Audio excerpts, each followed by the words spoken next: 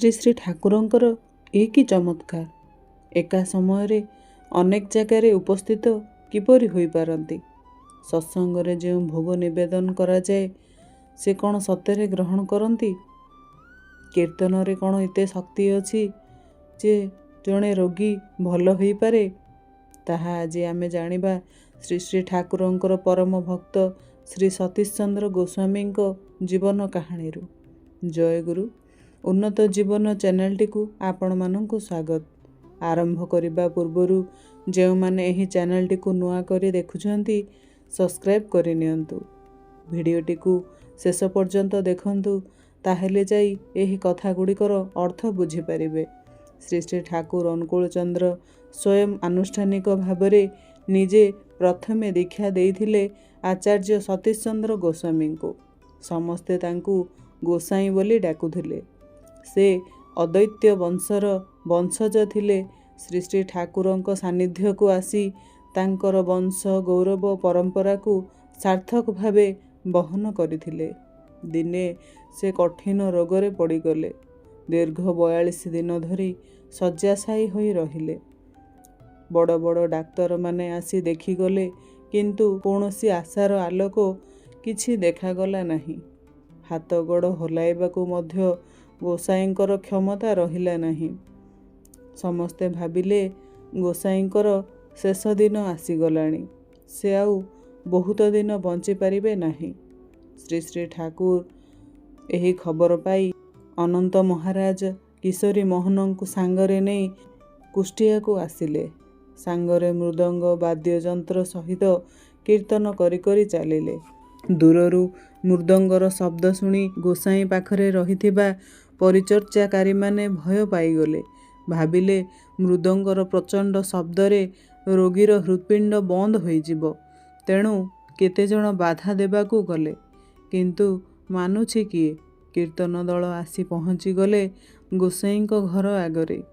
ହଠାତ୍ ଅସୁସ୍ଥ ଗୋସାଇଁ ଗୋଟିଏ ଲମ୍ଫ ଦେଇ ଦରଜା ଓ ବାରଣ୍ଡା ପାର ହୋଇ ପଡ଼ିଗଲେ କୀର୍ତ୍ତନ ମଝିରେ। ଦୁଇ ହାତରେ ଦୁଇଟି ଢାକ ଧରି ବାଦକ ସହିତ ଘୂରାଇବାକୁ ଲାଗିଲେ। କଣ୍ଠରେ ଭୀମ ଭଳି ଗର୍ଜନ। ସମସ୍ତେ ତାଙ୍କ ବିକାର ଦେଖି ଭାବିଲେ ଏଥର ପଡ଼ିଯିବେ, ଶେଷ ସମୟ ହୋଇଗଲା, ପ୍ରାଣ ଚାଲିଯିବ। ଏହି ସମୟରେ ଠାକୁରଙ୍କର ସଙ୍ଗରେ ମିଶି ଉଦଣ୍ଡ କୀର୍ତ୍ତନ କରି ଚାଲିଲେ। ତାଙ୍କର ଶରୀର ଧୀରେ ଧୀରେ ସୁସ୍ଥ ହୋଇ ଉଠିଲା। ରୋଗର ଆଉ କୌଣସି ଲକ୍ଷଣ ମଧ୍ୟ ରହିଲା ନାହିଁ। ଶ୍ରୀ ଶ୍ରୀ ଠାକୁର କହିଲେ, କୀର୍ତ୍ତନରେ ଗୋଟିଏ ଏପରି ଶକ୍ତି ଅଛି, ଜୋର କରି ମନକୁ ଉଚ୍ଚ ସ୍ତରକୁ ନେଇଯାଏ। ତା ପରଠାରୁ ଗୋସାଇଁ ଏଭଳି କୀର୍ତ୍ତନ କରିବାକୁ ଲାଗିଲେ ଯେ କୀର୍ତ୍ତନ ସମୟରେ ଯେଉଁମାନେ ତାଙ୍କ ସଂସ୍ପର୍ଶରେ ଆସୁଥିଲେ ସେମାନେ ମଧ୍ୟ ଝୁମି ଉଠୁଥିଲେ। ଦିନେ କୁଷ୍ଠିଆରେ ସତ୍ସଙ୍ଗ ଚାଲିଥାଏ। ଗୋସାଇଁ ଖେଚୁଡ଼ି ଭୋଗ କରି ଠାକୁରଙ୍କୁ ନିବେଦନ କରୁଥାନ୍ତି। ସେହି ସମୟରେ ସମସ୍ତଙ୍କୁ ଶୃଙ୍ଖଳା ରକ୍ଷା କରିବାକୁ କହିଲେ ଠାକୁର ଭୋଗ ଗ୍ରହଣ କରୁଛନ୍ତି, ଆପଣମାନେ ନୀରବତା ରକ୍ଷା କରନ୍ତୁ। ସେଠାରେ ଉପସ୍ଥିତ କିଛି ଲୋକ କହିଲେ, ଭୋଗ ତ ସେମିତି ଥୁଆ ହୋଇଛି, କାହିଁ ଠାକୁର ତ ଆସି ଗ୍ରହଣ କରୁନାହାନ୍ତି। ତୁମ୍ଭେମାନେ ସତ୍ସଙ୍ଗ ନାଁରେ ଗୋଟିଏ ମଣିଷର ଫଟୋ ବସାଇ ଲୋକମାନଙ୍କୁ ଭ୍ରମିତ କରୁଛ। ଏ କଥା ଶୁଣି ଗୋସାଇଁ ଟିକିଏ ଉତ୍ତେଜିତ ହୋଇ କହିଲେ, କ'ଣ ହେଲା? ଠାକୁର ଆସିବେନି? ଭୋଗ ଗ୍ରହଣ କରିବେନି? ସେ ନିଶ୍ଚୟ ଆସିବେ, ଭୋଗ ଗ୍ରହଣ କରିବେ। ଏହା କହି ଗୋସାଇଁଦା ଓ ଭକ୍ତମଣ୍ଡଳୀ ଅବିରାମ ନୃତ୍ୟ ସହିତ କୀର୍ତ୍ତନ କରି ଚାଲିଲେ। ୟାରି ଭିତରେ ଶୁଣାଗଲା ଠାକୁରଙ୍କର କଣ୍ଠସ୍ୱର, କହୁଛନ୍ତି, ଗୋସାଇଁ ମୁଁ ଆସିଛି, ଗୋସାଇଁ ମୁଁ ଆସିଛି। ଗୋସାଇଁଦା ପଛକୁ ଫେରି ଦେଖୁଛନ୍ତି, ଶ୍ରୀ ଶ୍ରୀ ଠାକୁର ଆସି ଛିଡ଼ା ହୋଇଛନ୍ତି। ଗୋସାଇଁଦା ଠାକୁରଙ୍କର ଚରଣ ତଳେ ପଡ଼ିଗଲେ। ସେଠାରେ ଉପସ୍ଥିତ ମା ଓ ଭାଇମାନେ ହୁଳହୁଳି ଓ ଶଙ୍ଖଧ୍ୱନି କଲେ। ଶ୍ରୀ ଶ୍ରୀ ଠାକୁର ଗୋସାଇଁଦାଙ୍କୁ ଉଠାଇ ଧରି କୁଣ୍ଢାଇ ପକାଇଲେ। କହିଲେ, ମୋତେ ବହୁତ ଭୋକ ଲାଗୁଛି, ମୋତେ ଖାଇବାକୁ ଦିଅ। ଠାକୁରଙ୍କ ପାଇଁ ଯେଉଁ ଭୋଗ ରଖାଯାଇଥିଲା, ଠାକୁର ବସି ସେହି ଭୋଗ ଖାଇବାକୁ ଆରମ୍ଭ କଲେ। ଗୋସାଇଁଦା କାନ୍ଦି ଉଠିଲେ, କହିଲେ, ପ୍ରଭୁ ମୋତେ କ୍ଷମା କର। ଏ ଭକ୍ତର ମାନ ରକ୍ଷା ପାଇଁ ତୁମେ କେତେ କଷ୍ଟ କରି ଏଠାରେ ଉପସ୍ଥିତ ହେଲ। ହିମାୟତପୁର ଠାକୁରଙ୍କର ଆଶ୍ରମରୁ ପଦ୍ମା ନଦୀ ପାର ହୋଇ ଯାହାର ଓସାର କି 1.5 ମାଇଲ ହେବ, ତାପରେ ପୁଣି ଏତେ ରାତିରେ ବାଲି ଚଢ଼ା ଭାଙ୍ଗି ଏତେ ରାସ୍ତା ଆସିବାକୁ କମ୍ ସେ କମ୍ 7ରୁ 8 ଘଣ୍ଟା ସମୟ ଲାଗେ। କେତେ କଷ୍ଟ ହୋଇଥିବ ଠାକୁରଙ୍କୁ ଏକଥା ଭାବି ସମସ୍ତେ, ଏପରିକି ଯେଉଁମାନେ ବିରୋଧ କରୁଥିଲେ ସେମାନେ ମଧ୍ୟ ଆସି ଠାକୁରଙ୍କର ଚରଣ ତଳେ ପଡ଼ିଗଲେ। ଶ୍ରୀ ଶ୍ରୀ ଠାକୁର ସମସ୍ତଙ୍କୁ କୁଣ୍ଢାଇ ଧରିଲେ ଏବଂ କହିଲେ, ଏଥର ଯିବାକୁ ହେବ। ଏହା କହି ଠାକୁର କିଛି ବାଟ ଅତିକ୍ରମ କଲା ପରେ ଆଉ କେହି ଠାକୁରଙ୍କୁ ଦେଖିପାରିଲେ ନାହିଁ।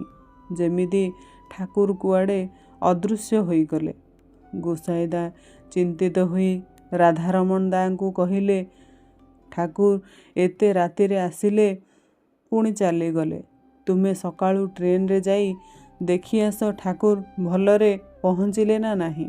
ପରଦିନ ସକାଳେ ରାଧାରମଣ ଦା ଯେତେବେଳେ ଆଶ୍ରମକୁ ଯାଇ ଦେଖିଛନ୍ତି ଶ୍ରୀ ଶ୍ରୀ ଠାକୁର ଭକ୍ତମାନଙ୍କ ମଧ୍ୟରେ ବସିଛନ୍ତି, କିଛି ନ ଜାଣିଲା ପରି ପଚାରୁଛନ୍ତି, କି ଖବର ରାଧାରମଣ ଦା, ସବୁ ଭଲ ତ?